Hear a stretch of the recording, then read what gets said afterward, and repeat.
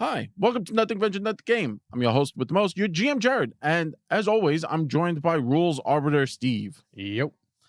And this is really cool because we were given a advanced copy of the Would you call it advanced copy? Yeah, a preview copy.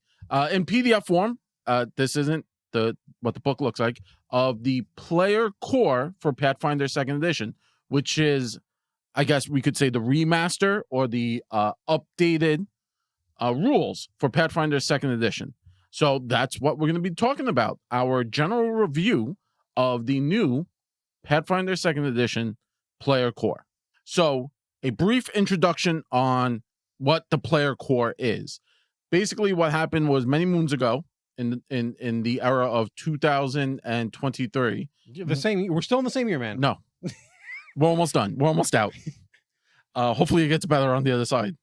We're just waiting for the next WotC controversy at this point. So that's what happened. WotC decided to act the fool, and they launched a unprovoked nuclear strike on everyone by changing the OGL, and now they backpedaled. But if you weren't part, and maybe this is your first time like finding out about Pathfinder 2nd Edition or branching out from your current tabletop game into another game, that's what the player core is. So if you go to your friendly local game store, or if you're looking online and you're like, hey, I see this book, and then I see a different book with the different book is the updated rules, and that's what we're talking about. You'll see a picture right here of the cover art somewhere over my face because you don't want to see me. Yeah, it's a cool cover. Artwork, as always, is phenomenal. And yes, so that is the difference. So both of them do align. The rules haven't drastically changed. So if you have the original core book and you now want to get the player core, or kind of hold off till all the books are out, you could still hold off. The rules haven't aggressively changed. Lore has changed. That's 100% true. Verbiage has changed, but most of, if not all, action economy and how actions work in the game are 100% the same. Like, you still have a 3-action system. You still have a reaction. Everyone has a reaction per turn. And again, verbiage has changed, and that's due to the nuclear war that WotC attacked everyone with. And this is kind of the change. So we're super excited. Thank you very much to Paizo for allowing us to have this opportunity to do this. We're super grateful. I actually haven't told the rest of our gaming group that we have this. So we take NDAs as seriously. Yes, very seriously. Like, the rest of our group, we didn't even tell. So they're finding out with this video that you guys are listening to right now, which I'm having fun with. So that's kind of like the brief overview of what this is. If you're kind of confused, trying to figure out what's going on. Now, this isn't going to be a deep dive into everything. We're not going to sit here and it's 400 and some odd pages. Yeah. So we figured we didn't want to bore you with every single change over every single page. Yeah. So basically, we're just going to do a basic review and tell you at the end how we feel about this, what we think. Is it worth your time? Is it worth your money? And as we go through each different sections, we'll talk about more. But please stay tuned to Nothing Venture, Not the Games. Like and subscribe if you can. And coming forward, we will be doing Ancestry deep dives on what has changed. The Ancestries have changed. Ancestry is what you would say would be your species or your race. If you're an old school player, that's what we call them now in Pathfinder. And we're going to be going into the classes, because in the player core, not all the main classes are here, or the classes from this core rulebook aren't in the player core. So with the new advent of the formerly known as the remaster, but the new core books, it used to be the player's handbook, as you're seeing right here, the player core, the core rulebook, the Dungeon Master's Guide, which was kind of like an added thing you technically didn't need. And then there was the Advanced Player's Guide. Yeah. So what they did when they came out with this new version of the rules is they kind of broke that up into 4 different books. Oh, of course, the Monster Manual, or the Bestiary, as Paizo calls it.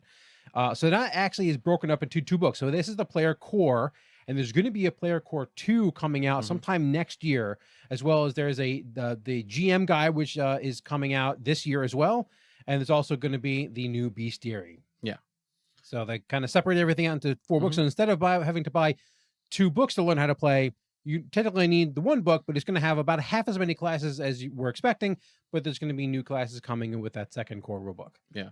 New remastered. They're not like new classes. It like the new updated versions version of those classes. Yeah. Because obviously some of the classes didn't even show up in this book. We have sorcerer that didn't show up. We have alchemist that didn't show up. We have barbarian. We have a lot of the champion class. So we had a lot of classes that didn't show up for a multitude of reasons because of what they had to change or remove from the system, which we're going to get into. Some of the classes need a little bit more time to kind of to bake in the oven. Speaking of which, the champion, or some of you may know as the paladin, is based on a thing called alignment, which we can't actually talk about anymore. We're legally obligated to not talk about it because it doesn't exist in Pathfinder anymore. Yes, alignment has been removed, but we'll get into that. With the player core, visual and aesthetics and layout of how this book kind of flows, I think aesthetically I like the design and the color of the book.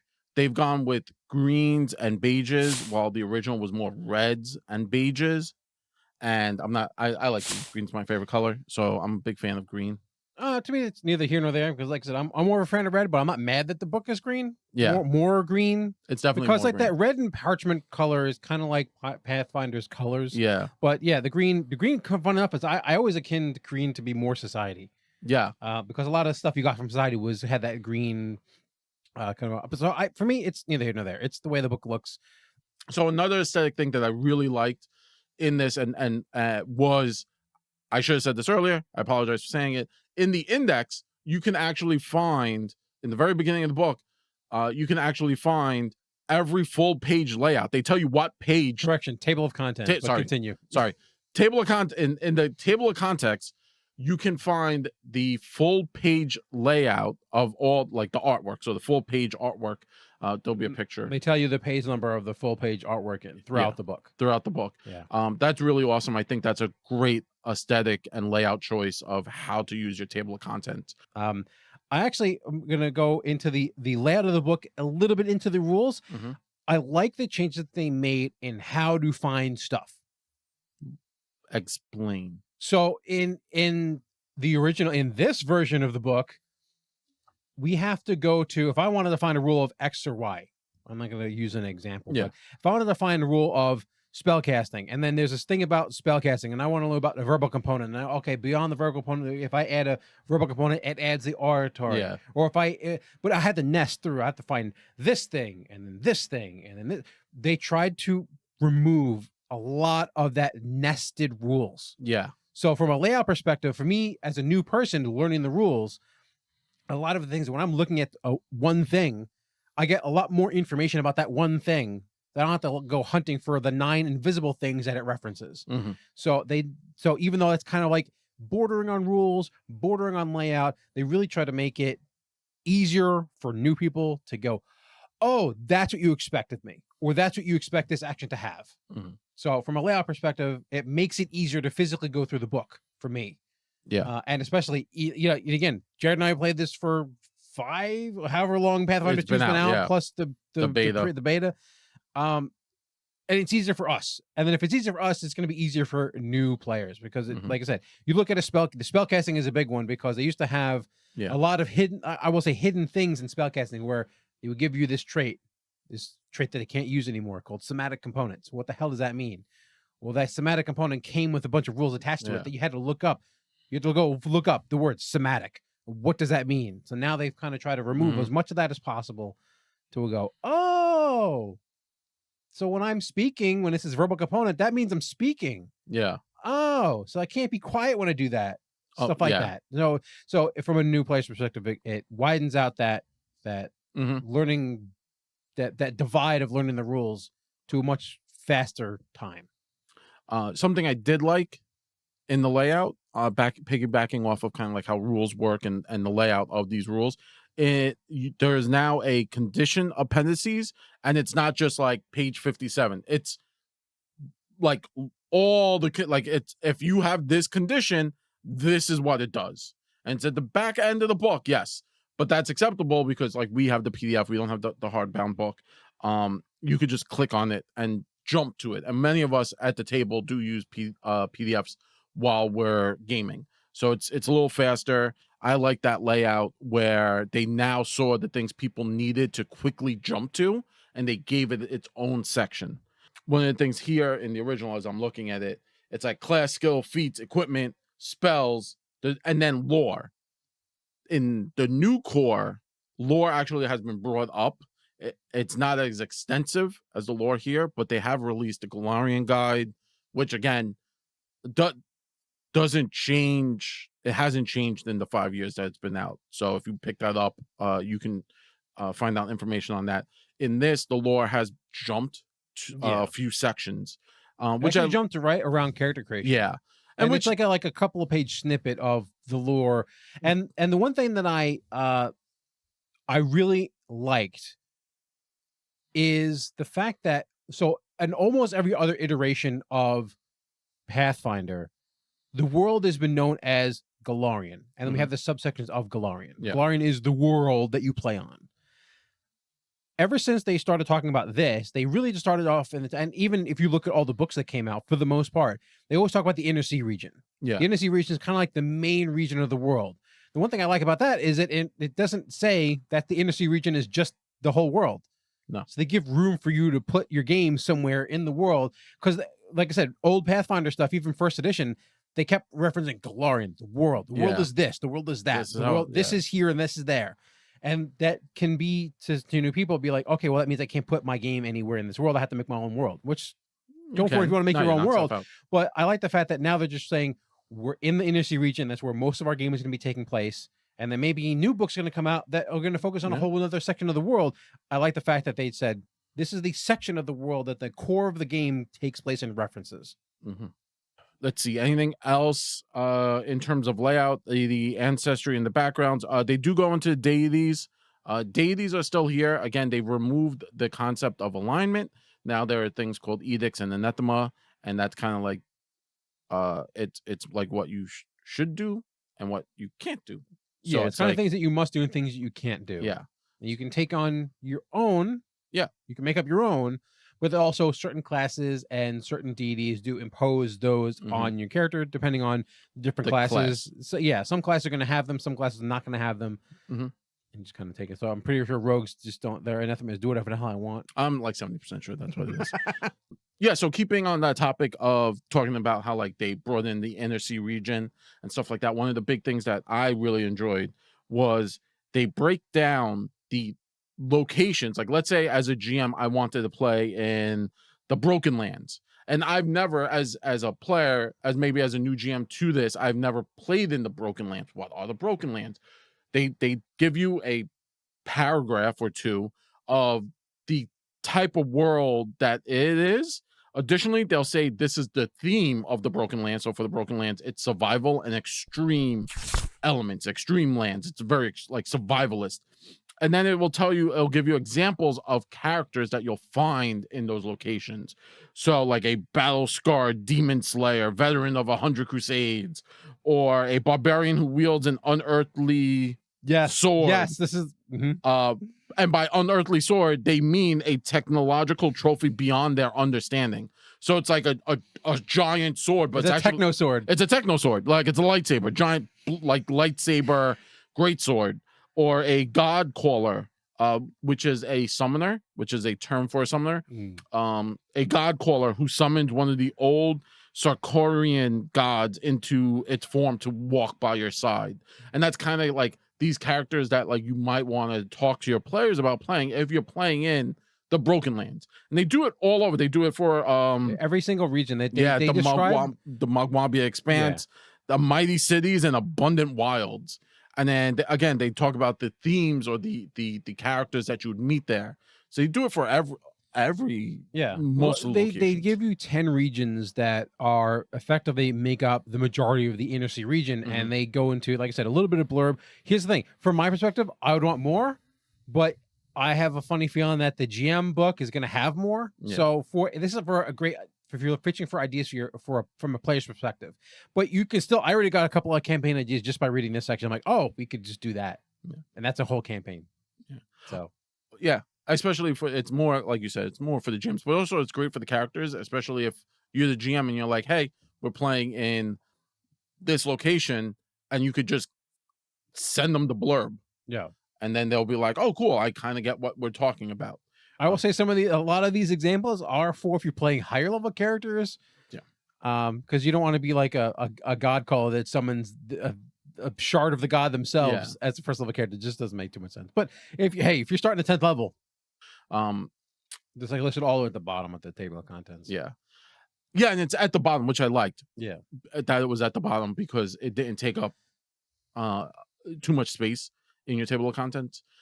Another thing I really liked in the layout and aesthetics talking about is when you're choosing a class, they show you the iconic, and that's very integral to the Pathfinder role-playing game, are their iconics. We'll bring it up right here. Character class. Yeah, so now when you look it up, it also talks about the iconic and the iconic that's to that class. So that's, I thought it was pretty cool. It tells you their name.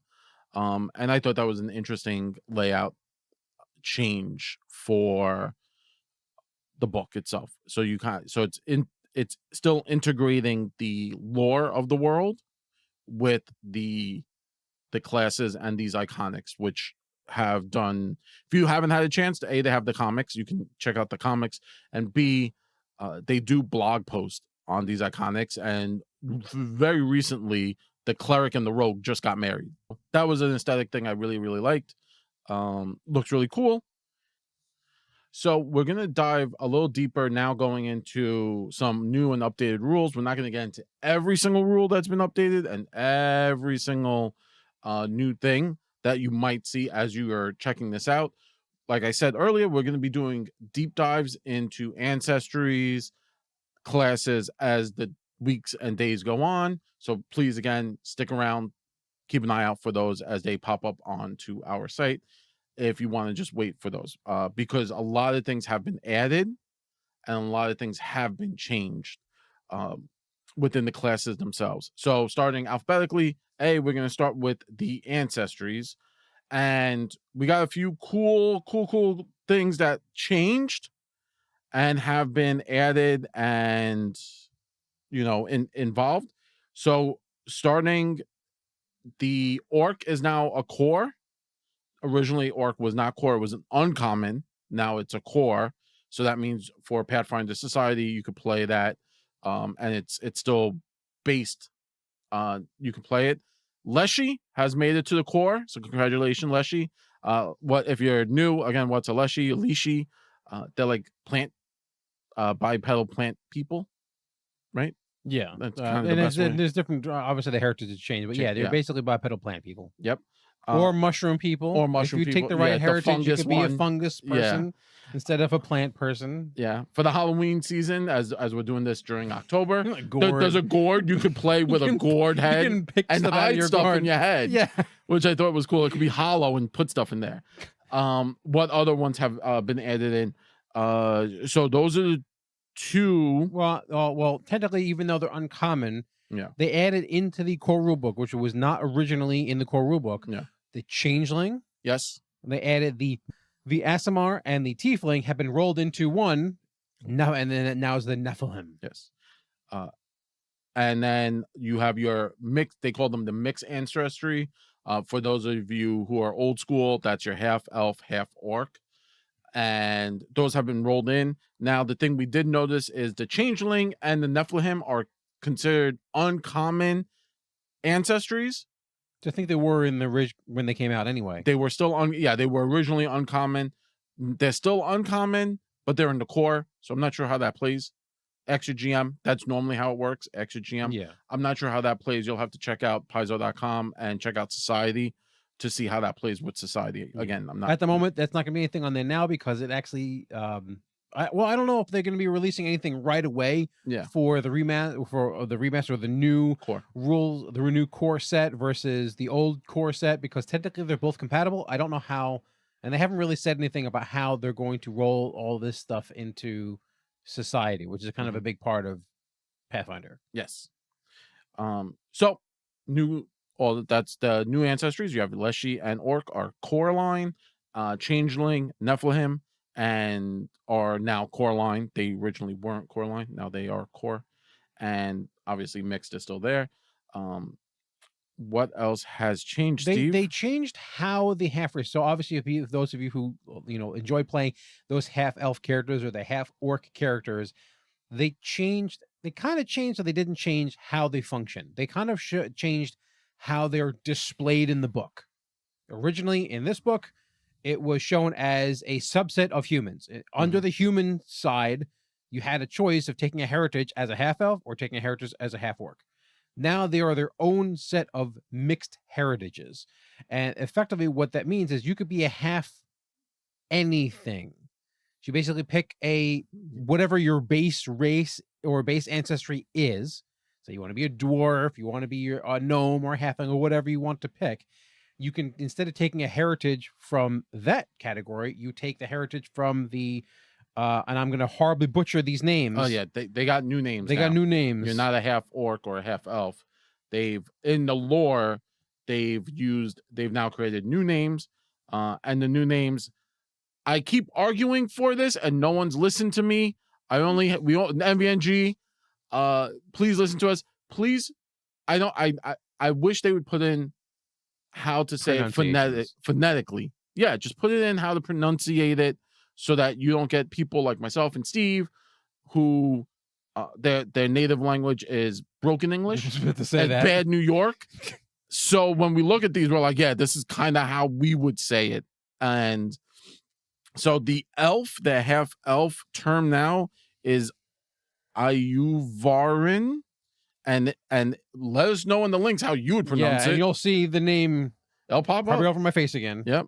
And then for the half orc, it's changed, and the lore is cool. Please read the lore; it's really interesting as to the half orc is a hell of a lot easier to say. Yeah, Dromar. Yeah, it's easy and it sounds cool. Yeah, that's like an orcish word. But it's the name is as cool as your desire to never take this. Yeah, I'm sorry. From a rules perspective, we're gonna jump to the half races. I'm gonna get a little bit on my high horse a little bit. Steve was mad. Here's the thing.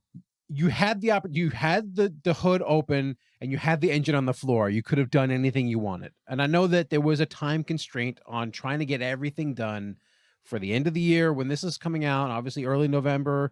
Obviously when this video is coming out is when they were releasing it.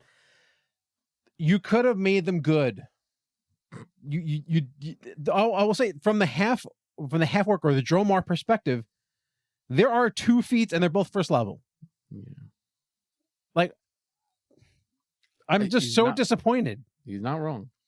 And at least with the Alvarin, I'm going to butcher that too. Yeah. There's a couple of feats, and you get a couple of first level, and you get a couple of fifth level. At least there's at least some progression, because if you know, ancestry feats go all the way up to 17. Mm-hmm. It's 1, 5, 9, 13, 17. I think is when you get ancestry feats.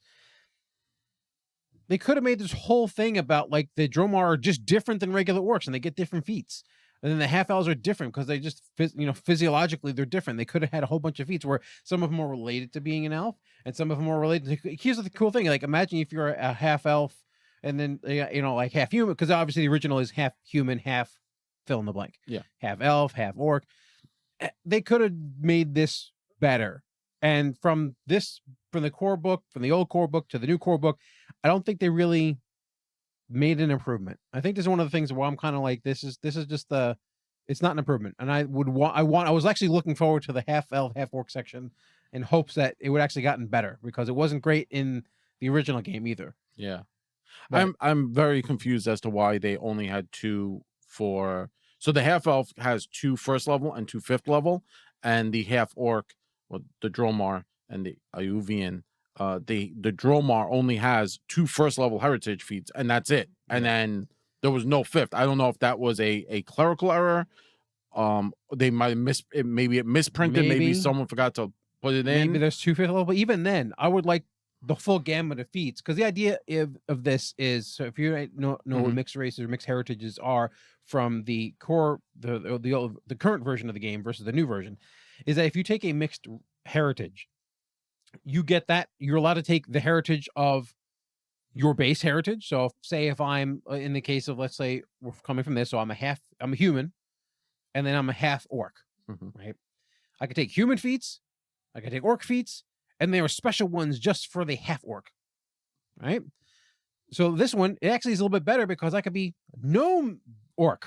Yeah, I could be Dromar, and half of my half is coming from gnome, or half of it's coming from, changeling, or so whatever. Not not changeling, but elf or whatever. You should not have all the elf ones and have all the orc ones I can pick from, as well as the ones that are listed here. But they could have just made this his own thing. Yeah. So it's not like you're just limiting. You're getting limited because you can take all the orc ones and you can take all the other ones.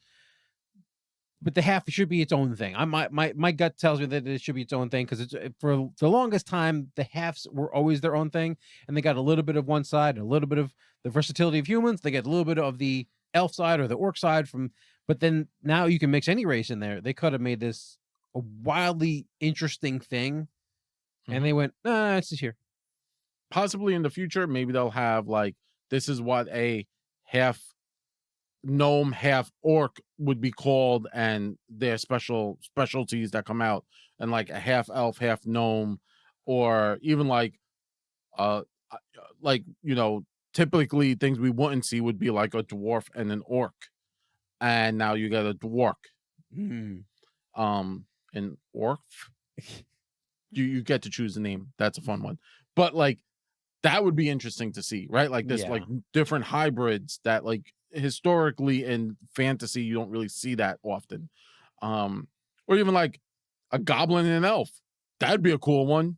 A gelf, an elfblin, an elfblin. That's better. That's elfblin. Elfblin is better. I think that would be interesting, right? Because goblins are inherently magical in Pathfinder. They have a lot of stuff that deals with fire magic and stuff like that, and elves are technically in the Pathfinder lore not from Galarian, or they're aliens, like actually from a different world.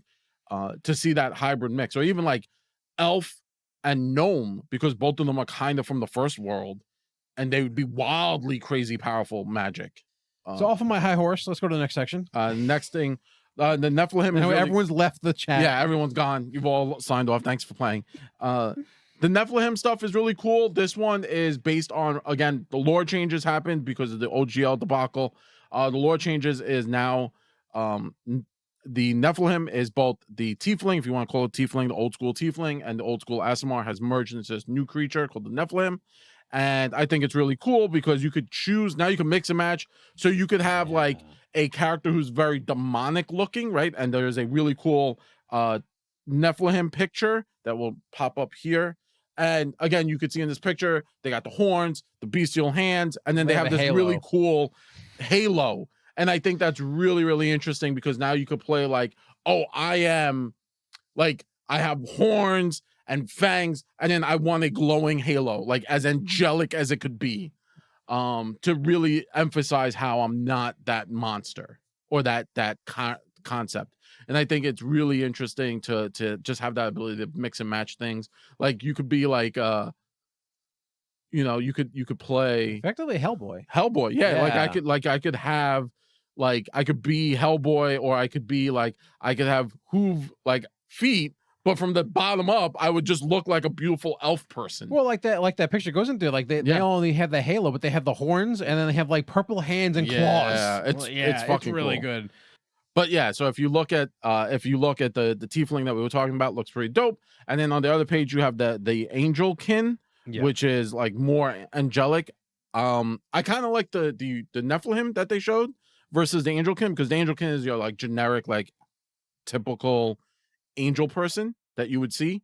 I wish they did, like, obviously I'm now attacking the art direction, but like I wish they had something cool where like maybe more mixed stuff, to show like that they could. The Teifling has a halo, which is something you wouldn't see on the Teifling. I wish the Angelkin, maybe that crown could have been like the Hellboy crown of flames, crown of fire, and then you're like, oh wait, they're an Angelkin, but it's more like a mixture. Even the third picture of the Hellspawn, they have like giant horns, but then they have like golden tattoos, and that leads to their hands. Their hands are golden, which is. But they have an evil. They have like the demon tail. Yeah, so. They have the demon tail. They have like the typical thing you would see of a Teifling with the horns and the purple skin, white hair, and the white hair. But they have this beautiful golden hands and goldish tattoos, which, at that point you're like, oh wait, it's not what I'm viewing. It's something different, and it brings a level of interest.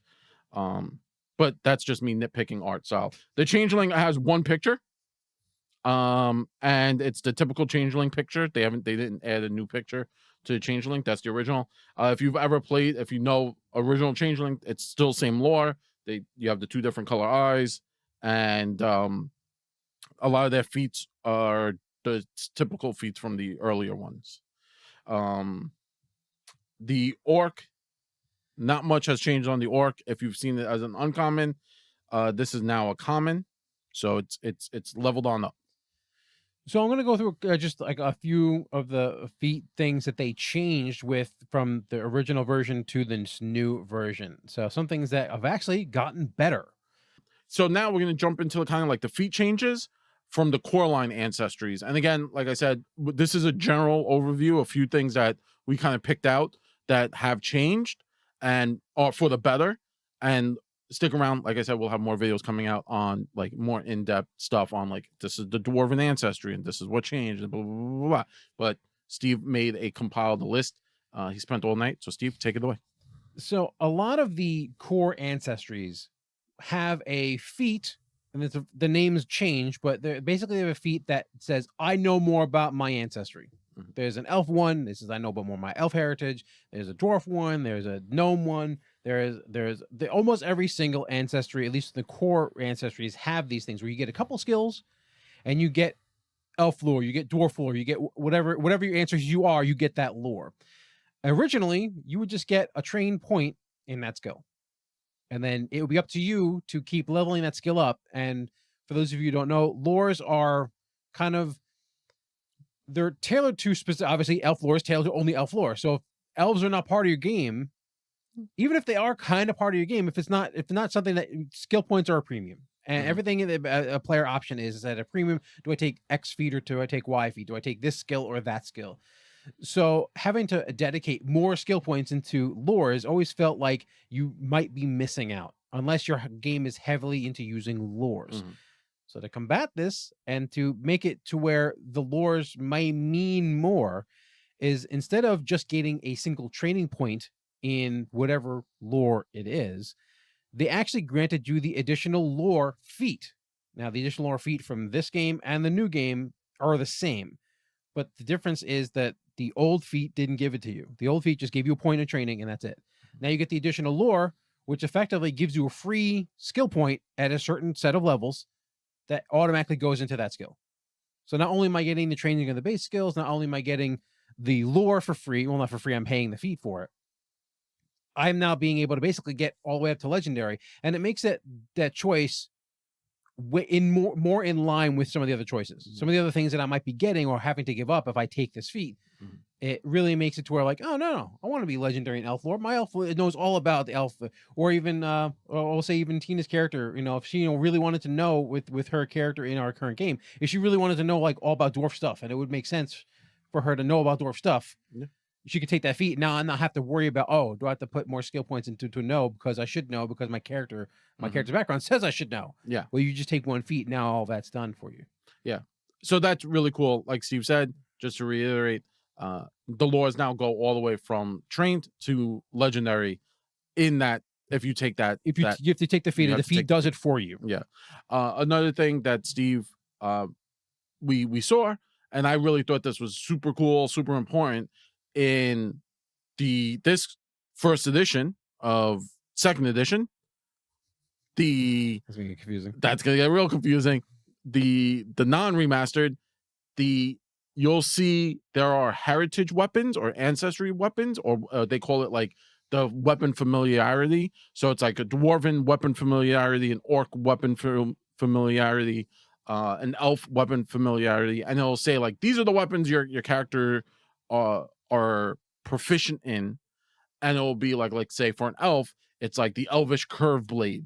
Now you become trained in that, and that was really cool because like you could do it if you were going like, oh, I want to play a wizard, an elf wizard, right? Let's min max on this, right? But I don't want my wizard to not be trained. I could take weapon, elf weapon familiarity, and then I can grab a elvish curve blade and be trained in it, and that was it. It would treat it as less. So Yeah. if it was a martial weapon, you would get it as a simple weapon. Yeah. If it was an advanced weapon, you would get it as a martial Yeah. weapon. So that's how it would go down. But now, because of the way they worked it, and like Steve said, with the lore, it was really cool. The lore, now it keeps up with you as leveling, right? With the weapon familiarity, it becomes you have familiarity with specific elvish weapons, right? To have the elf weapon thing, you treat this as though they are martial weapons. If it was advanced, so it's advanced, it goes to martial to simple, right? So cool. That stays the same. The one really cool feature is now at 5th level, whenever you get a critical hit with one of these weapons, you get the specialization for that weapon, which was something they didn't have previously. So I feel that's like a bonus and a better incentive for a character to even just take this.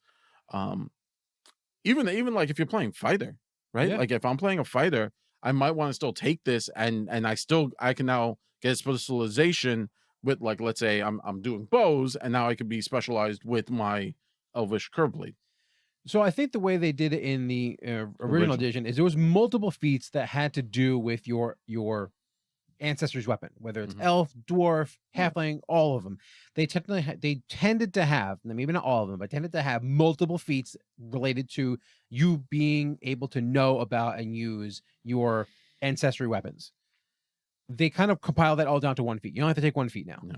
So that's one of the major things that they changed. So they tried to compensate for the fact that they don't want you having to worry about a line of 2, 3, 4, 5 feats to be good at the one thing you wanted to get good at. So there may have been a feat in the original core that got you this, but that was a 2nd or 3rd or 4th feat. Yeah. So now it's all in one feat. You just take it and you go, okay, now I got what I want. Now you can go to get something else. Yeah, which is fun. Again, many of this stuff are premiums, like Steve said earlier. Skill points, feats, the heritages and stuff like that. Those are all at a premium. They only come at certain levels. Now moving on from Ancestries, we're going to hop over to classes. Now, the thing you're going to notice is this. There are many classes currently in the player core. There are only a specific few. We have the Bard, the Cleric, the Druid, the Fighter, the Ranger, the Rogue, the Witch, and the Wizard. That's right. The Witch has moved to core, snubbing their nose at the Sorcerer. Sorcerer has been bumped. The classes we are now missing from the original core, so Pathfinder 2nd edition, 1st edition, was the Alchemist, the Barbarian, the Champion, the Monk, and the Sorcerer. Those classes are now going to be in the player core 2, which will be coming out next year. And when I say next year, it's in 2022. 2024. Yeah. And this is coming out in November of 2023. So they're not too far away from each other. So it's not like a full year has to go by and we're going to miss it. Now, completely missing classes we haven't heard anything about are the Investigator, the Magus, the Oracle, the Psychic, the Summoner, the Swashbuckler, the Thaumaturge, the Gunslinger, and the Inventor. Now, we did look through this. The Inventor feat is in here. The Inventor feat was actually in core originally. Yeah. So that has nothing. That doesn't really have anything to do with the Inventor class. Yeah. Please, Paizo, look at me. Look at me. Look in my eyes. Yeah. Stop naming things the same thing. Please. Yes. This is not the first time. This has happened multiple times. I ask you every time, stop doing it. Yeah. I'm sorry. PSA to Paizo, whoever, if you guys are watching, please stop. Yes. The Kineticist, we didn't mention for a reason, because the Kineticist came out with Rage of Elements, and Rage of Elements, as stated earlier, works closer or almost in tandem with the player core, the new player core. Not that it's close. It is in tandem to the new rules. So the Rage of Elements book, which I don't think we mentioned, I think we forgot to mention that in this video. The Rage of Elements book was written with these new rules in mind. Yeah. But does that mean you can't use the Kineticist in your old rules? They're all compatible. You want to use the old book, use the old book. You want to use the new rules. You want to use someone's using the new rules, someone's using the old rules. There will be differences, which we're going to go into. First thing that we're going to look into is Bard, and I already found some differences. But for the most part, everything is compatible with everything else. Like I said, there may be some word changes, I will just say, flat-footed versus off-guard. It's the same thing. It's just a new word, but there may be some adjustments. Like in Bard, I did see a few things that were different and how they function, but it doesn't mean the old Bard stops working. It just means that things have changed a little bit. No, 100% stops working. It's just like Paizo's going to come to your house and just take your character from you. No. Your Bard just powers down. They turn off. Yeah, every time you load the Bard character sheet, it just doesn't load. Says no. Yeah. So like Steve said, we've already noticed a few changes, and the first is in Bard, we're not going to hit every class. Again, that this video is going to be long already. Yeah. We appreciate you for watching, but it's going to be even longer. It's going to be days. But so from Bard 2nd edition to Core Remaster, Bard originally, they were trained in simple weapons. And a smattering of other weapons. Yeah. I'm not going to go into the list, but there was a simple weapons and then these things, these specific weapons. Yeah. Now they just get simple and martial weapons. Just off the bat, they're trained in simple and martial weapons. That makes my Dwarf Bard so much easier to make. The other thing is you're going to notice from the old version of these classes to the new version of these classes, spellcasting predominant characters only got spell DC as a trained thing. Mm-hmm. Now, everyone gets trained in their class DC, regardless if they have spells or not. And then the spellcasters get spell DC. So obviously, the fighter doesn't get a spell DC because he doesn't cast spells, but everyone has a class DC because there are times that it would come up where, okay, well, I have a spell DC. We were just assuming that it was the same thing, but now it's hard-coded into the rules that everyone has a class DC when it comes up, if it comes up. Mm-hmm. Sticking on top of that, sticking with that, a new rule jumping into this is spells and spell DCs. And how does that work? It's now all the same. So if you're trained in your spell DC and you multi-class into if I went from Bard to Witch, I am trained in both spells. It's no longer like when I let's say I keep leveling in Bard and then I go from trained to expert, my spells DC for my Witch spells are also expert. So now if I'm obviously Bard's casting from the occult spell list and Witch, or let's say Wizard, right? Wizard's easier. Sorry, Witch also casts from occult spell list, but Wizard casts from Arcane. Both spells are now being casted at the highest spell tier. Yeah. So if whatever you're training in, that works for all your spells.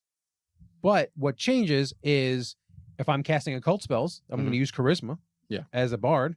But if I'm casting a wizard spell, which like I said, maybe I multi-class into wizard, it's still going to use my intelligence. So there is still a difference. Mm-hmm. So you may be way more charismatic than you are smart as your bard, which means you might not get as high of a bonus for your spell DCs and your spell attacks for your wizard spells, but you're still using your highest proficiency when it comes to spellcasting. Yeah. That's an important note. That's a big change from... I had when I was playing a mixed character, I had to just juggle so many different things. Innate spells, my class spells, my multi-class spells, all it was different. It was different. Innate spells also fall under that rule, just FYI.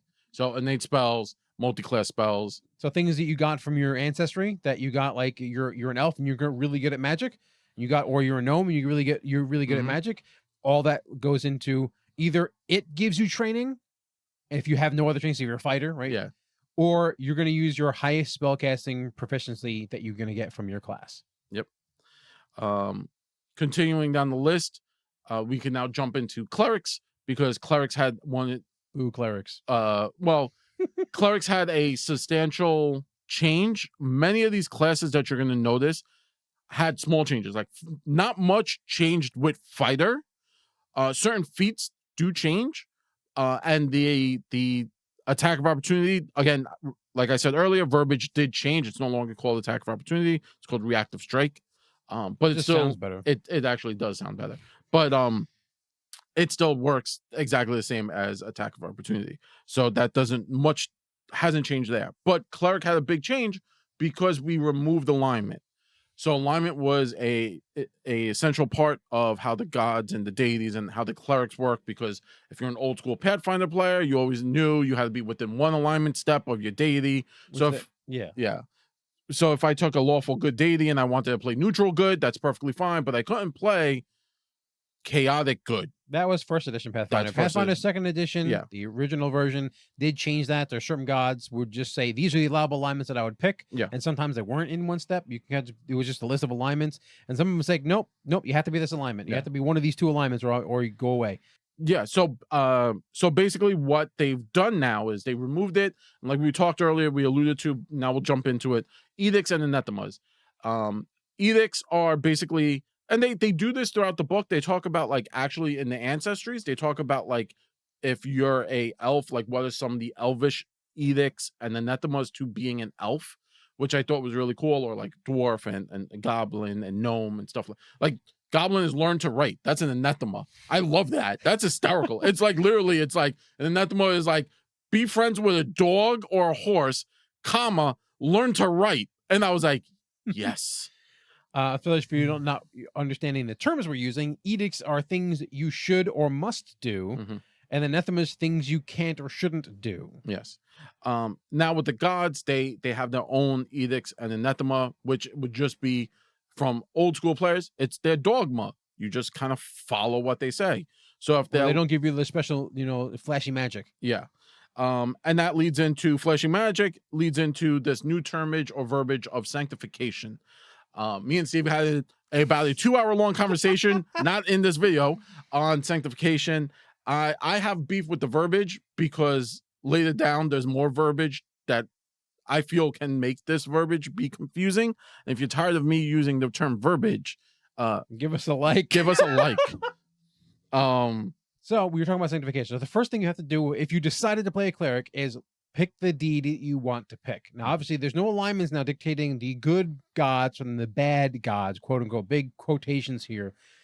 But the two things you can look at to get an idea of if this is a good, more vitality aligned god, so meaning focus more on the healing side or focus more on the hurting side, is the two things you're going to look out for is their divine font and then divine sanctification. And divine sanctification, what we're talking about is we're going to skip over the font for a second.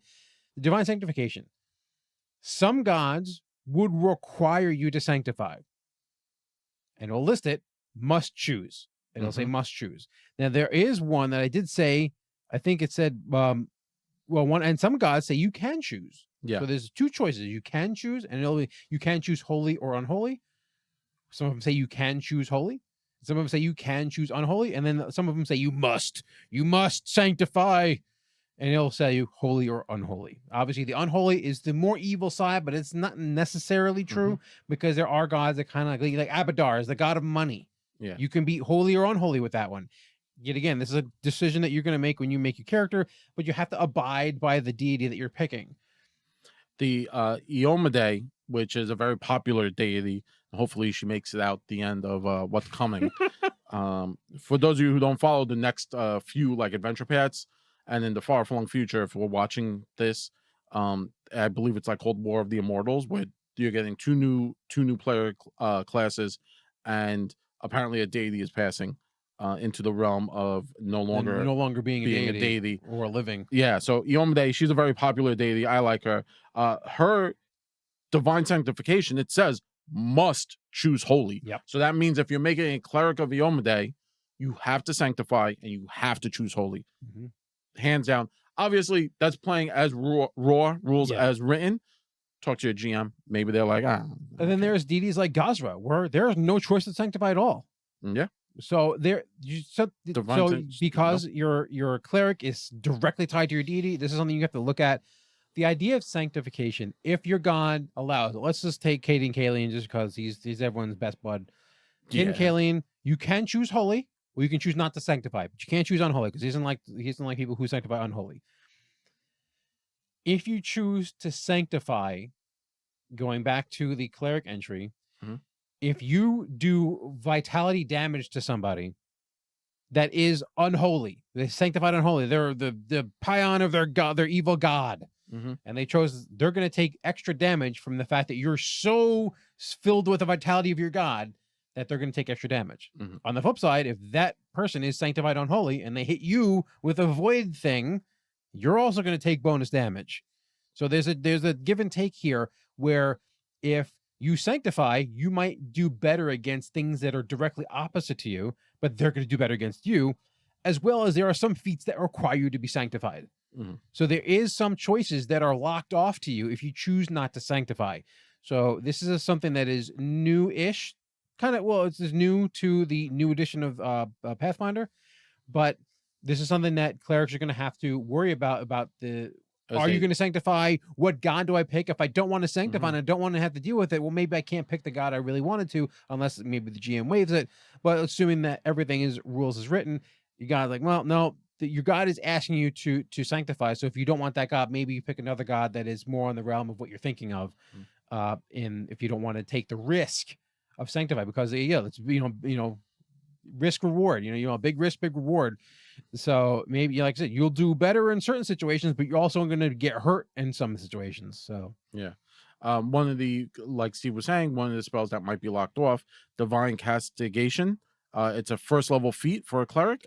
Not spell. It's a feat. Sorry, not spell. Feat. A prereq is holy or unholy trait, and you get that trait when you sanctify. Remember, traits are still very much part of Pathfinder 2nd Edition, and if you're new to Pathfinder 2nd Edition, traits are just key terms that make it easier as you play the game. So, like, a trait might have fire, meaning it's fire, or it might have holy, meaning it's part of the vitality sphere.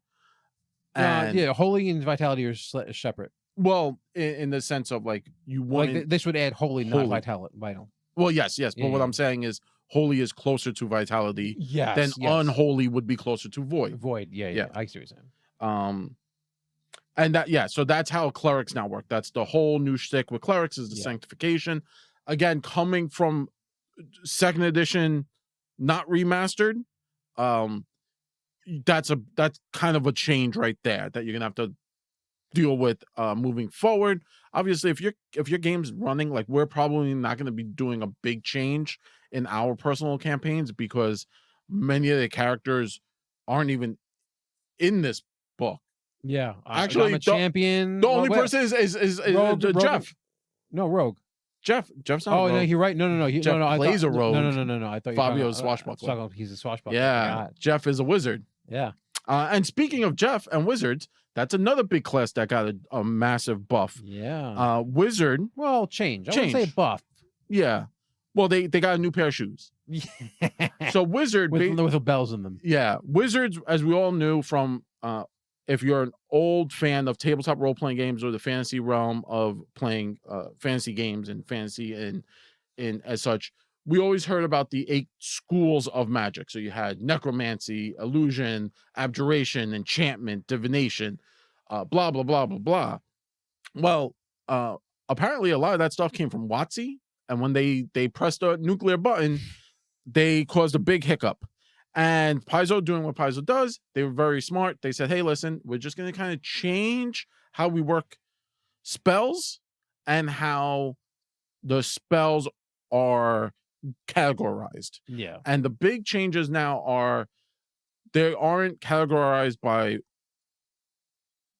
like, necromancy or divination. They categorize in an interesting and kind of really fun new way. I believe there are still 8 schools, right? There are no more schools they're of not magic. Schools. They're not. Sorry. Okay, so for those old school people out there who know the 8 schools of magic, like it's tattooed like on the back of your hand, there are no official schools of magic anymore. No. It's not like this spell is an illusion. It's from the illusion school. This spell is from the necromancy school. Obviously, the things that give life are now changed to vitality, and the things that are take life, the opposite of that, is called void. Mm-hmm. But things like spells that like fireball or lightning bolt, those are evocation spells. Well, there's no more things that are called evocation. So those used to be the schools of magic. But now when you go to learn, because wizards a learned class about how they learn their magic, you go to an actual college. A college. Yeah. And so they still call them schools, but they're not schools. I wish they would call them colleges, because they should have been called colleges. It makes it so much easier. But you know the problem with that? 5th edition bards, their sub-schools are called colleges. Yeah, but if you're using wizard versus bard, you don't want to get into a law fight. Yeah, whatever. They should have said your masters or your doctorate. Your doctorate in wizard. Oh, your doctorate. That would have been cool. We got you, wizard. Reprint this. Go. Your doctorate of art, Ars Grammatica. So this is the new schools. So School of Ars Grammatica is runes and wards, and that's kind of what they focused themselves around. You have your School of Civic Wizardry, which was I love that one. That's a really when great they talked name. about that in the blog post. I love that one focuses on doing spells that affect like you can move the earth because you're gonna make roads or put out fires in your city. Yeah. The School of Battle Magic, which is really cool. Yeah, I mean, it's just you blow stuff up. School of Boundary. Mm-hmm. Whether you study at the College of Dimensional Studies at Kapesh or the underground school hunted at Ustalov, you've turned your magic past the universe to the forces beyond, summoning spirit shades, manipulating dimensions, planes, and just that's cool. So all these things do is they give you a whole bunch of spells that are automatically going to be added to your book as you level up. They're called your curriculum spells, and you also get a special focus spell focused on whatever particular. I'm going to say college because it makes it so much more clear. Whatever you get your PhD, your doctorate in, your doctorate, your doctorate. Doctor. Doctor. Doctor. Doctor. Doctor. Doctor. Doctor. Doctor. Doctor. Doctor. Doctor. Doctor. Doctor. And doctor. That's you're going to get spells associated to it, and they're all going to be in a certain vein. So battle magic is not necessarily all about blowing stuff up. There's a lot of things you can do in a battle that can manipulate and mess with the battle. So it's not just about what's the biggest spell I can use to blow up that room. I didn't ask how big the room was. I just said I'm casting fireball. But they have a bunch of like wall of fire. That's manipulating the battlefield. Whether you're using it to set something on fire, you're willing just to carve the battlefield into different things. Weapon swarm. A lot of these are going to be damaging things, but earthbind. You want when things flying away from you, earthbind them. They have mist, and again that affects like the battlefield. Yeah. If your enemies can't see you, you have an advantage. Yeah, and it's also about protecting yourself against the things that are coming into you. You have energy Aegeus, which is the old-fashioned energy resistance. Yep. So these schools aren't just they're clear, but they're also more unique than a straight evocation wizard says. Yeah. Yes, because even back in this current version, I can be an evocation wizard and still take protection spells and still take those weird niche spells that I could take. But this really gives you the idea of like this gives you a from a character's perspective an idea of like how does my character view my use of magic more so than like I blow stuff up, even though that's fun. I like that a lot too. By the way, the like, I think this change is one of the biggest changes I really really enjoy. And it's an RP thing. Yeah, it's not even a roll. It's an RP thing, but it makes me feel like I'm going to think more about my wizard and where they learned and how they learned their magic and what drove them to kind of be in this sphere of magic. Yeah. Why did they pick this college over that college? Yeah.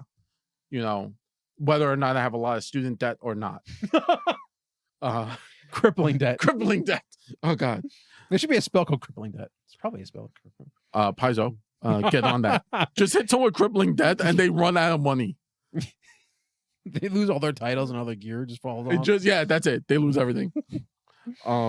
But even there's something I'm not even going to go into too much in detail in the, but you can kind of get the School of Protean Form. Oh, it's all about like manipulating different forms and polymorph, the old school polymorph, and like changing something else into something. And even just because the Paizo does have those spells where they partially transform you. Yeah, I forgot what they were called. I think the druids have that now. But there's actually spells that do it. Oh, there's a cantrip. There's one of them that turns your hand into a claw. Oh, gouging claw. Yeah, that's what originally. But it's I think called morph. I think morph is the trait. Yeah. So like your hand would turn into a beast claw. You'd swipe at something, and your hand would turn back. So you're not fully transforming. So I think this one has a lot to do with that. Yeah. So that's like the big wizard change. Yeah. Spell. Oh, okay. So now it's a good time. Let's talk about wizards and spells, right? So wizards. We talked about how they changed, and now let's quickly jump into spells. And focus spells, right? Because many spellcasting classes get focus spells. How do focus spells work? Well, we kind of talked about this early in one of our earlier videos, but we'll jump right back into it and go over it very quickly. Steve? So most of the full, I won't say big quotations, full casting classes, and even I think the ranger gets focus spells automatically now. So we might actually see that a lot of the other non-spellcasting classes might get, well, not all of them, but some of them will get focus spells. Ranger's a good example. Get focus spells.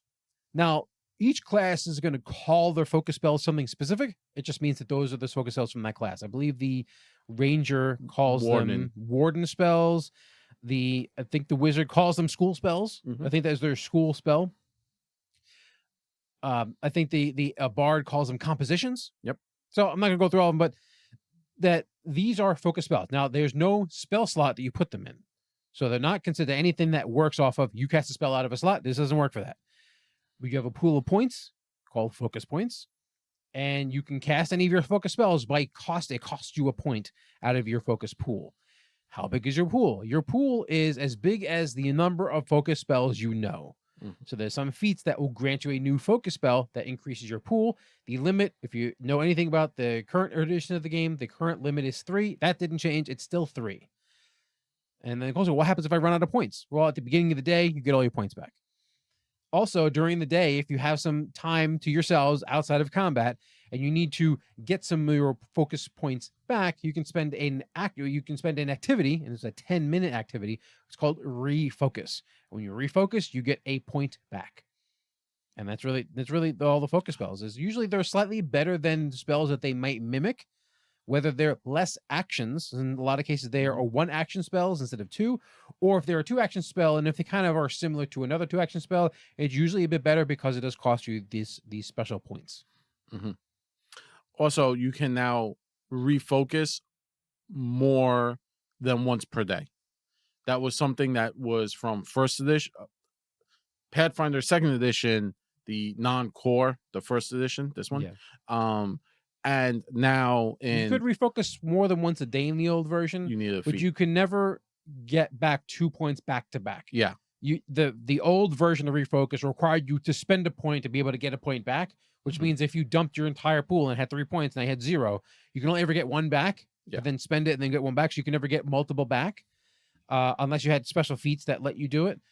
In this one, you can keep refocusing until your heart's content. If you have multiple 10-minute slots of time and you're not in a rush, you can spend refocus, just like people use the medicine to the medicine skill to get back hit points. You can keep getting you back your focus points up to your maximum. I believe there's an upgrade feat at level 12 that says you refocus once you get all your points back. I believe they were talking about that. Yep. So that's the change on refocus spells and how the focus points work. So moving on from classes, they also, if any of you know, are looking at the entries for, obviously somatic and verbal components and material components were kind of removed. They kind of clarify the traits. If you look at a spell, all the traits are there that you need. So obviously in the old version, there's a little bit noodly stuff that people is very much a nested system. So I needed to know that somatic meant that I'm moving my hands around and manipulating them, which matters for some feats and especially attack of opportunity, which is now renamed to reactive strike. If I'm doing this and focusing on my hand gestures, someone can whap me with an attack. But you had to know that rule. Now, if you look at a spell that has the somatic version, meaning you're moving your hands or you're getting some items off of you to cast your spell, it's going to say manipulate right in the spell description, right in the traits, in the list of traits. They try to clean up all the, I have to know this, which makes me have to look up that. I have to look up that. They tried to clean up everything. So if you're looking from a new perspective, if you've never seen Pathfinder before and you're looking at a spell, it's going to give you way more information and you have to look up stuff less. Yeah. So it's a big old thumbs up from us. Yeah, rules. From making rules easier to find. Additionally, another thing that moving on, they added in an entire section on companions and how companions work, which is amazing because in the original edition, the original book, this book, they didn't really have a section on companions. It was small. It was a smaller section. So that's really, really cool. They talk about how just the companion works in general and how everything interacts, because you have a lot of classes that do get companions. You have the druid class, you have the wizard, you have the witch, and the ranger. All get companions, and the witch is companion heavy. They get a familiar. And the other classes can get companions. The druid can get a companion with the leaf, and they can get a companion and or familiar. Yeah, You they can get either both. one. Yeah, Or you can get both. yeah, You spend enough feats. yeah. You can get both. The ranger gets a companion. You can get one. You don't can get have one. the one. Yeah, with a feat. But they do have a nice large section of how they all work. Yeah. And that's a really nice change and upgrade from the older system to this system. It's cleaner. It's much cleaner. A lot of the core rule is just cleaning up a different an other system. I know myself and Steve kind of talked. Is this really a new edition, or is it more of a remaster? Right, the conversation of like, you had your Star Wars, your original trilogy on VHS, and then you put the remaster on Blu-ray. It didn't add more story, but it might have added a scene here and there or cleaned it up. That I think this is, now looking at it in general, it's more of a remaster than like Pathfinder 2.5. Yeah, I was about to say that if for those of you who've been playing D&D for a long time, who are around the 3rd edition and 3.5 eras, this feels much more like that. Yeah. Where, yes, in this one they had to rename a whole bunch of stuff because they can't reference anything from the D&D license anymore. Mhm. Well, they're trying, they don't want to be referencing that license anymore. They have their own license. The Orc. So because of that, it seems to be that there's some more changes, but a lot of the actual rules changes, not just replacing X word with Y word. Mhm. A lot of the actual changes that they made to improve the rules just tried to clean up and make things easier for us to play in the game, easier for us running the game, to be able to run it without having to worry about, oh man, I got to look up this thing. Oh, that told me to look up this other bit. So I go from page 5 to page 362 back to page 6. Yeah. I'm like, oh, I could have just read page 6. Could have just did that the first time. A new thing. They go into archetypes, so it goes familiar, and then archetypes. Archetypes is their multi-classing. Not much has changed with multi-classing. It still follows the same. At level 2, you can take an archetype feat, and then you can continue forward, taking archetype feats. Continuing forward alphabetically. Skills. So, this is a hard thing to say. I love my Pathfinder 2nd edition. I love the people.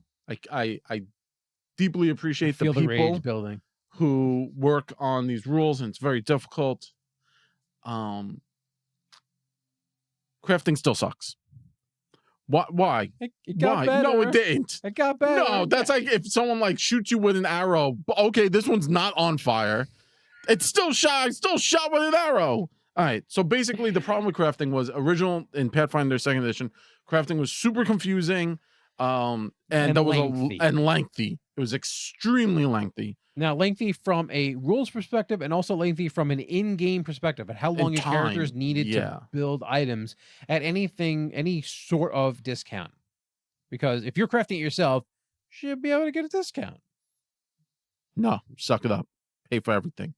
Crafting, it's very intensive. Your character has to still spend all the money. You don't get discounts, and it still kind of plays. You can get a discount if you roll a critical. No, it's if you spend extra time. That's the problem. Yes, that's what it was. Yeah. So the way crafting used to work, and the way crafting works now, is you want to, and they did adjust some of the rules because they did come out with the treasure trove book, which kind of adjusted stuff, and I think some of that stuff kind of carried over to this. Obviously, you need to have your level to be equal to or higher than the item you're trying to make. So I can't be a 1st level character making a 20th level sword. It just doesn't work. If your item is a certain level, you need to be better at crafting. So just because I am a 20th level character, if I only have training in my crafting, I can't make the best stuff. I have to increase my proficiency in my crafting, which is to be expected. The item must be common or otherwise have access to it, which is just that's standard stuff. You can't make the globe of annihilation, because you think you're good. You have to have the appropriate tools. That's normal. And then you must have the raw materials of at least half of the item's value. None of that changed. That's always been the way. That's the way we are. So this is where some of the changes start. You have to spend 2 days prepping your work area. Before it was you had to spend 4 days and then do all that stuff. So you have to spend 2 days prepping your work area before you make the check. If you have the formula, now it's only 1 day, which makes sense that now having formulas matter. Before, having formulas really didn't matter unless you were making something you couldn't normally make. like the globe of annihilation. Yeah, you need a formula for that. Then you make your check. If you succeed, you made the item. Now you have to pay the remaining cost of the item. So if it was a 100 GP item, and I paid 50 up front, and I want the item now, I then pay another 50 in assumed materials of some description. Now I have an item. Mhm. Or I could have just went to the merchant and bought it. Yeah. Right? And not spent the 3 days. Yeah. So the question is, well, how do I reduce the cost? So I can keep earning income, and earning income is this whole thing where you make a check, and based on your craft roll, every day you would earn the listed income based on your level and the check you made to see how much income you've earned towards the item. And you can get a maximum of a 50% discount if you spent enough time. That's still a long time to, if you actually math it out, we're talking about like several months for most items. Mm-hmm. Now, there are other, obviously, consumables happen much faster, and there's the thing about making batches. We're not getting into too noodly, but the idea is that it's entirely possible that I can spend 3 months to get that full 50% discount. And maybe as a character, the world is ending. I don't maybe have the 3 months to make the anti-global vulnerability to fight the global vulnerability. So they did try and fix it. And I will say I'll give them credit on this one. There is a skill feat that lets others help you, which they know there was not this feat before. And that feat is, so the feat is called communal crafting. Now, what this feat lets you do is lets other people help you. Now, you as the crafter need to have this feat to have others help you. So it's not like I'm making the item and Jared needs the feat to help me. The feat, I need to have the feat. And basically, so what I'm doing is Jared's coming over to help, and I'm directing him how to help me. And he goes, no, I need you to heat that up. And when it gets to this temperature, pull it out of the fire so it doesn't melt. So now I'm allowed to do all this. And all this feat does is when I earn an income to reduce the cost of an item, I reduce the cost.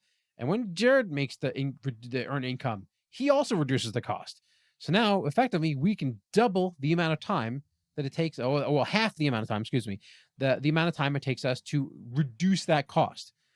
And it means that I can have any number of people help me so long as the GM makes it make sense. So if I'm in a big forge and I'm, working on the handle over here and he's heating up the steel for the blade and someone else is over there chopping the wood for the handle or whatever, you want to have multiple people, as long as it makes sense, it makes sense. But if you're having 9 people help make an arrowhead, I'm pretty sure it doesn't make any sense. So with GM approval, you can have a number of people help you, as well as if you have this feat, you can help someone else that doesn't have this feat. So it does help reduce the amount of time it takes for you to craft these items, and especially if you're the crafter, some of your other party members might want some stuff, and it's like, hey, well, okay, you want the cool dope sword that you want, come over here and help me. And now, obviously, during downtime, this is obviously a downtime activity. Mm-hmm. That's time that you can't do anything else. You're helping me make the item that you want, and instead of paying 100 gold pieces, you only have 50 gold pieces. So you help me buy the stuff, you help me craft it, and now we have a sword that may have took us 3 months, but now only took us a month and a half. So it brings it more in line. And if we have another person help us, if they're not doing anything, that even cuts it down even further, assuming that the GM allows more than one person to help. So I still think that it's a step in the right direction. It's not a big enough step. But because in some of these games, like world-ending stuff is happening. So yeah, if you're 5th level and you're fighting goblins, you maybe have some couple of months to make some items for your compatriots or roll up some scrolls for your wizard. But on the other side of it, the demons breathing down your neck, and that they're coming tomorrow. Maybe you should have prepped better. I have my beef with the crafting. I feel like a lot of cool stuff in Pathfinder is really interesting, and it's like spell scrolls, trinkets, runes that you want to put on magical, right? Because those are all important to this game. Having like they now have shield runes, and that's a new thing that they didn't have before, and they still have weapon runes and all that cool jazz. And I love putting those into my like treasure pile, but I know none of my players are going to want them because they're like, we don't have 3 months to sit here and just craft this and attach this rune or make a bundle of spell scrolls or alchemic fire. They're just going to like want gold. And I feel that like slows down the process of play. And obviously for bigger items, I understand time. Like if I want to make the anti-globe of indestructibility, sure, that should take a month or 2 or 3 of like time. But the fact that like it takes so much to make a scroll, like yeah, sure, I can make a bundle of scrolls, and they still kept the bundle concept of 4. It bothers me in how much time it takes up, and especially with an option to kind of readjust the rules. I feel like the ball was dropped in this position.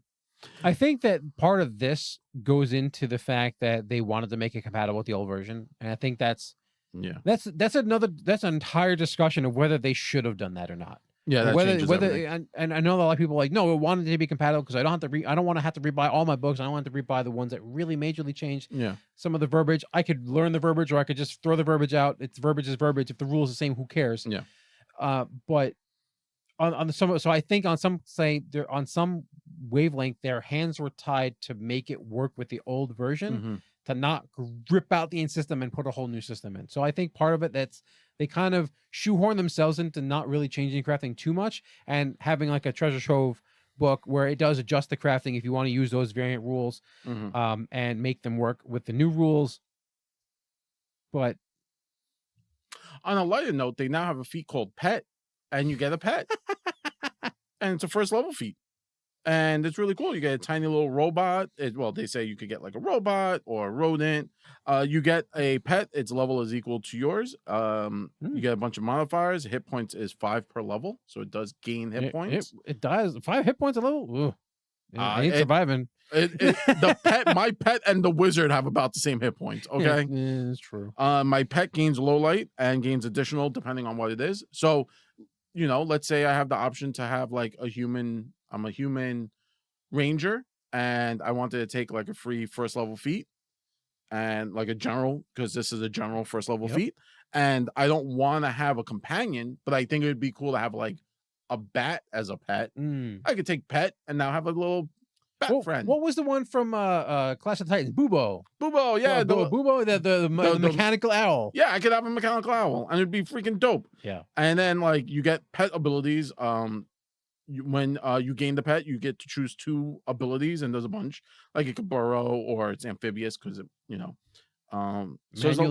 manual dexterity, where it can basically do stuff with its hands. Yeah, I could have like a robot monkey. That'd be pretty cool. So on a lighter note, you can now get a pet at like first level, which was way harder in like this to get like a companion.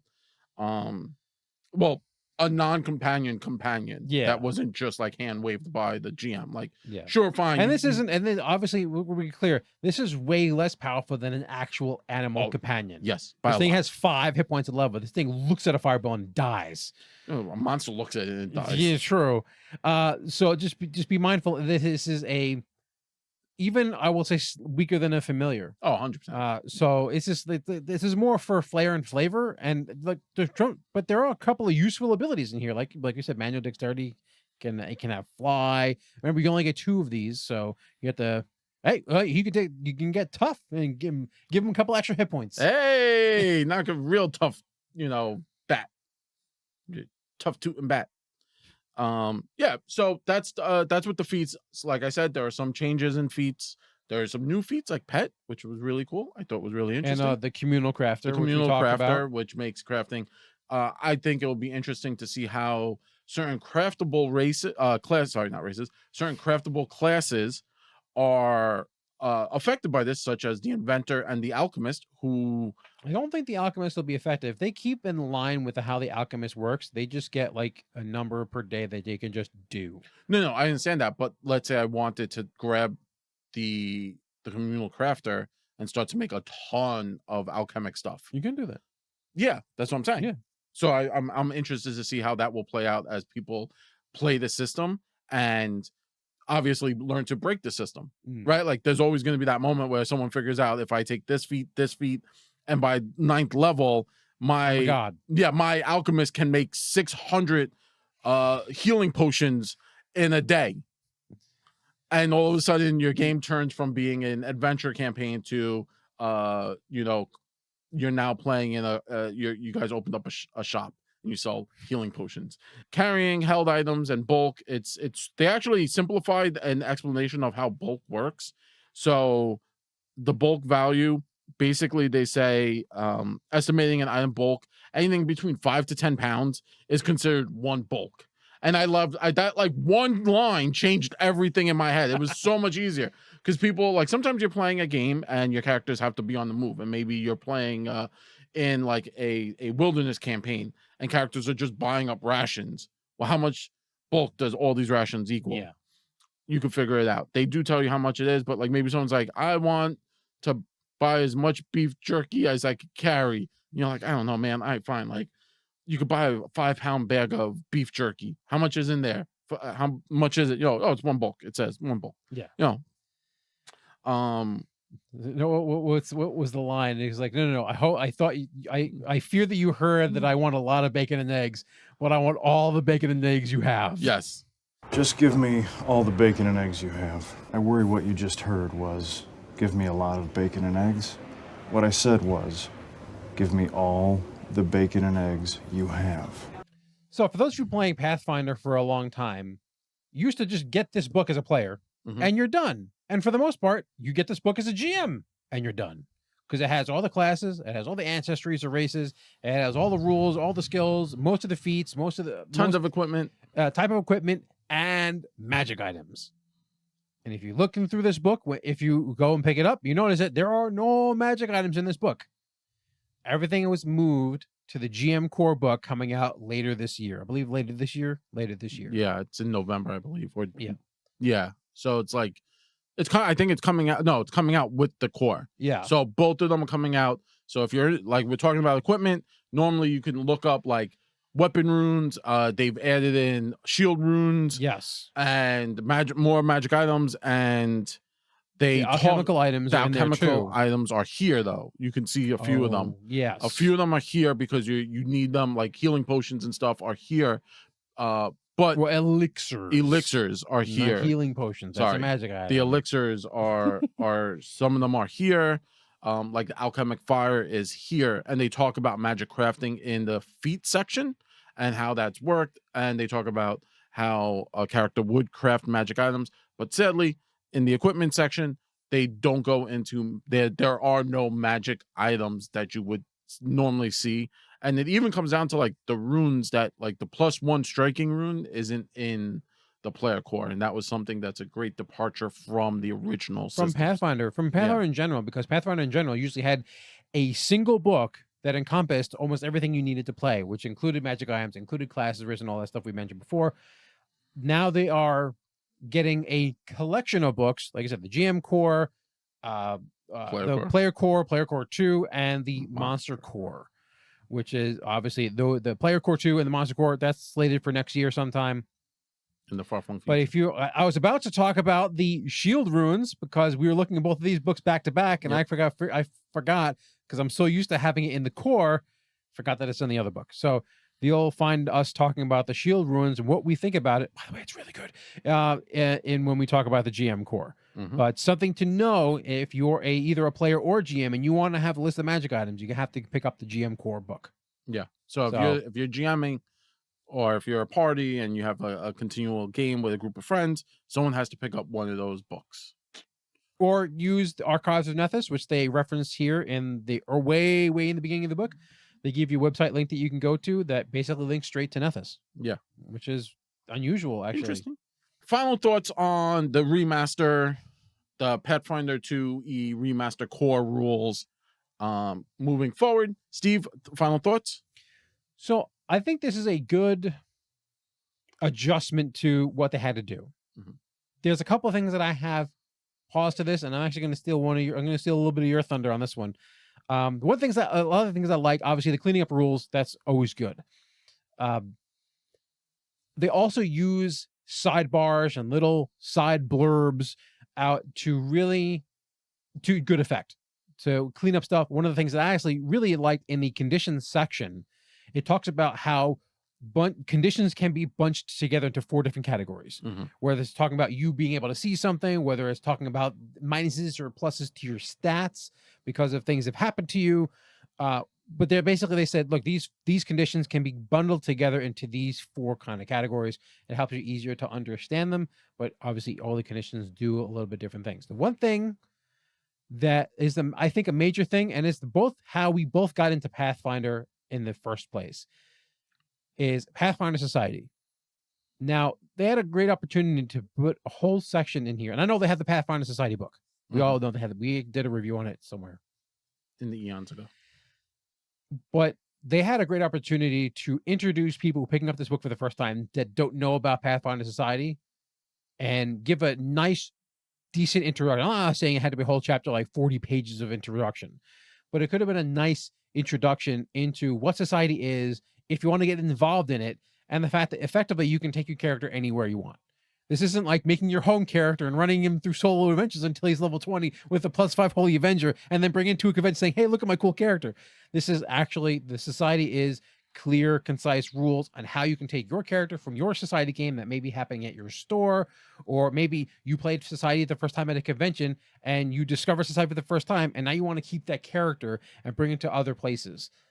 That's literally what society is. And they got me into society, you got Jared into society, and there literally is a portion of a sidebar about society. Bring up the picture, Steve. Show them the picture. And this is all it is about society. And I'm like, you could have done more. And it wouldn't have changed the rules. No. The thing is, it wouldn't have changed anything about the rules of the game, because it basically just says go to the society website. And I know that there's a lot of information there, but I think that they could have done more explaining what the lodge is, explaining the different factions, because you could technically use that in your home game about the factions of the world that are trying to do good. And even though that sometimes the society isn't the greatest organization in the world, but there's low reasons for that. We got duped. There could have been more there instead of saying, go to our website. So yeah, that's my biggest beef with this. And then, like I said, we talked about crafting. I don't want to rehash crafting. How about you? I think what you said really summarizes my feelings on this. It's a great starting point for the new foray into this new Pathfinder core, the remaster. Like I said, I feel this is more of a remaster than it is a 3.5 concept. They just clean up rules. They don't add rules. They don't really change a lot of stuff here. Besides, like I said, it's no more called Attack of Opportunity. It's now called Reactive Strike. Okay, we can still play with that. I think it's interesting that certain classes aren't here. We knew what was coming, right? They announced what's in each book. We know what's coming. I'm surprised by a few of them, like Barbarian. That one was weird because fighter changed, but it didn't aggressively change. So I'm interested to see why, because Barbarians already had the Edicts and Anathema attached to their totems. So there wasn't much change on that. And they didn't have It could also be, I mean, talking from a purely book-making standpoint, a page number issue. Oh, yeah. Because they did have fighter, so they did, and they had the rogue, and they have the ranger. So you get your martial characters in there. You have the cleric, bard, wizard, and witch to get your spell casting, and you get a little bit of divine, a little bit of occult, a little bit of arcane. Yeah. So with that, I think it could have been just like they didn't want all. I mean, if technically put everything in there, the other ones are only going to have a couple of classes in it. So I think it's just they needed to create a dividing point. Yeah. But I'm excited to see where they go with the other interesting classes: the Magus, the Swashbuckler, the Investigator. Magus is going to be in the Oracle in the book? No. I want to see where they take them because because again, these are spellcasters. Some of them are spellcasters, and they were also weird spellcasters. They were the half casters. If you looked at their charts, they didn't go all the way. In the new version they did, but they had a weird way of going. Yeah, about it. They but had the jumping. Yeah, the way they do it, they lose access to older spell slots. Well, spell ranks. Spell ranks. That's I'm never changing. It's no longer called spell slots. It's now called spell ranks. You've probably heard that somewhere. But yeah, that's my end thought. I'm interested to see what the monster manual looks like. I'm interested to see what the newer classes, the paladin or the champion. I think that one's going to change the most because they weren't attached to deities. They were attached to alignment, like hard attached to alignments. So I could see that being fully changed. Or now would be the time for them to completely get rid of them and bring in the perfect class, the Inquisitor. Do it. That's actually not a bad idea. I thought you were going to go with what was the one that you like to play? Oh, the Cavalier. Cavalier. They should have done that too. But yeah, if they put in Inquisitor, I would be okay with that. I would be 100% okay. But most likely they're going to probably make him attached to deities. Oh, like so you can have like an evil paladin. You can be an unholy paladin. You could be a holy paladin. Yeah, and you have to choose the deity. Yeah, that'd be interesting. I'm interested because Inquisitor all the way. Yeah, Inquisitor was the right choice. They could the Dromar Inquisitor, which is the iconic. Yeah, I actually like that character. She was really cool. She had like her suit was like she had bright red. Yeah, the big coat hat, and the wide brim Carmen Sandiego hat. It was dope. But with that all being said, hopefully you enjoyed this review. Stick around as we do deep dives into specific ancestries and every class. We're doing all the classes. We're going hard. Every class you're going to see. So if you get annoyed with us because we keep putting out classes, just wait until your favorite one. Yeah, just wait till your favorite one. We should be doing them alphabetically, but I really want to jump into Druid because I think it looks cool.